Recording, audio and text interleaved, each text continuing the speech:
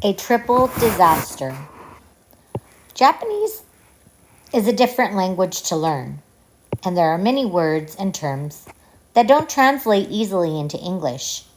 One of those words is Gaman, which means to be strong and patient, even when something terrible is happening. The Japanese pride themselves on their Gaman spirit, which has enabled the country to rebuild after terrible events. From the earthquake and fires that destroyed Tokyo in 1923 to World War II, which devastated the country in the 1940s, and it is the same kind of strength and determination that is helping millions of Japanese to recover from the horrifying events of March 11th, 2011. The series of disasters that began that day is known as the Tohoku earthquake and tsunami. The disaster was, in fact, 3 separate events. Each was destructive and terrifying and could have filled the entire I Survived book. First, there was a powerful earthquake, which hit at 2:46 p.m. under the floor of the Pacific Ocean, about 80 miles from a stretch of Japan's northeastern coast called Tohoku. Most earthquakes last a few seconds. The San Francisco earthquake of 1906 lasted for 30 seconds. The Tohoku earthquake lasted in some areas for more than 5 minutes. 5 minutes. To get a sense of what this was like, you can do what I did one morning. Set a timer and just sit in a chair for 5 minutes.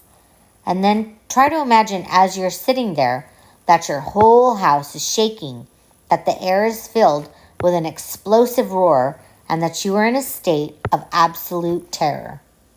It must have been an incredible relief when the shaking finally stopped, except that the worst was yet to come, a massive tsunami triggered by the quake.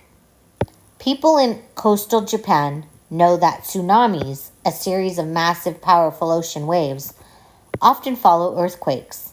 If you walk in the hills above Japan's coast, you can find tsunami markers, slabs of stone built to show where past tsunamis reached.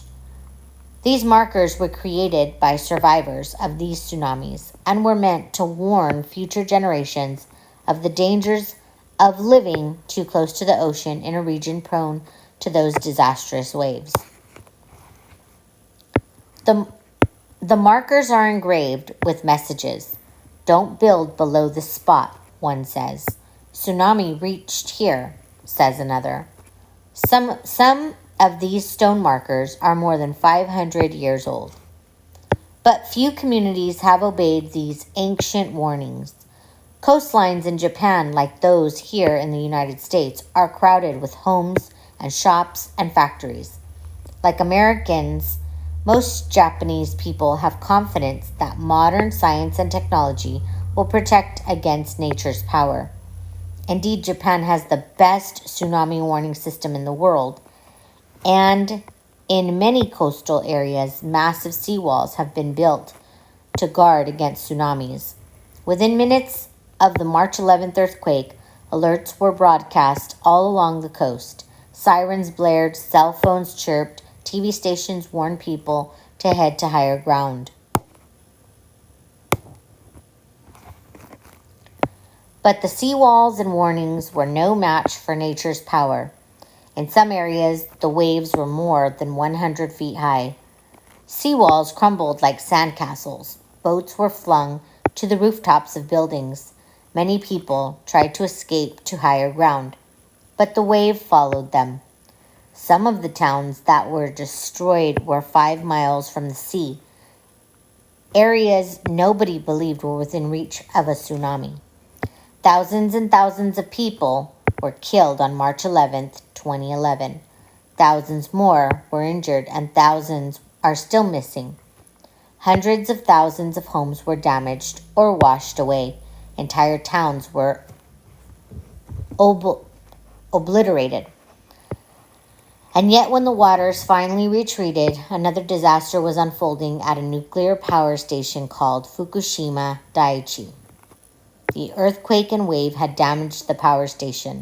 Soon, toxic smoke and steam were leaking into the air. The clouds contained tiny particles that were radioactive and extremely dangerous to humans and animals. Breathing in a small amount of these particles can make a person very sick. 200,000 people who had managed to survive the terror of the quake and the tsunami had to flee the toxic cloud that spread for miles around the power station. 2 years later, most people have not returned.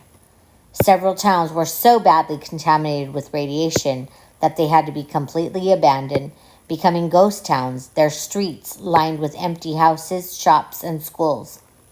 Decades will pass before the towns will be safe enough for humans to live there again. Each I Survived book requires months and months of research and writing.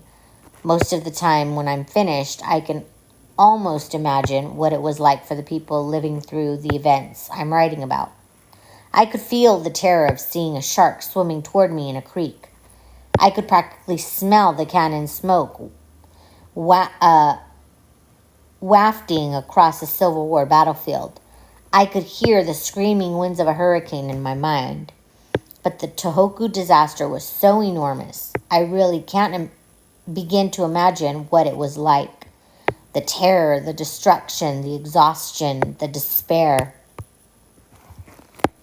What I do feel deep in my heart is admiration for the millions of people of the Tohoku region and throughout eastern Japan who are rebuilding their towns and their lives, who are determined to move forward, and for the Gaman spirit that guides them.